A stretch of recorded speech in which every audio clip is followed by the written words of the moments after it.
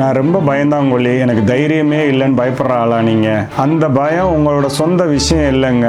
நீங்க வளர்ந்த சூழல் உங்களுக்கு கொடுத்த கிஃப்ட் தாங்க அது. சின்ன வயசுல இருந்தே யாரையும் நம்பாத, வெளியே போகாத, ஃபெயில் ஆனா காலி அப்படின்னு கேட்டு கேட்டு வளர்ந்துருந்ததுனால உங்க உடம்பும் உங்க மனசும் இதுக்குள்ளேயே சிக்கி சிக்கி சிக்கி சிக்கி தவிச்சு ஒரு பெரிய பிரச்சனைக்குள்ள கொண்டு போய் உங்களுக்குள்ள ஒரு பயத்தை உருவாக்கிருச்சுங்க. பெரியவங்களா வளர்ந்ததுக்கு அப்புறம் இதோட அல்டிமேட் ரிசல்ட் எப்படி இருக்கும் அப்படின்னா, யாரையுமே நம்ப முடியாத ஒரு சோஷியல் ஆன்சைட்டி இஷ்யூஸ்க்குள்ள நம்மள நாமளே கொண்டுட்டு போயிடுறோம். மைண்ட் எப்பயுமே ஒரு சிஐடியாவே அலர்ட்டாவே இருக்குங்க. யாரையும் நம்ப முடியாது, யாரையும் பார்க்க முடியாது, யாருக்கிட்டையும் ஒரு ஃப்ரீயா பேச முடியாத சூழ்நிலைக்குள்ள போய்கிட்டே இருப்பீங்க.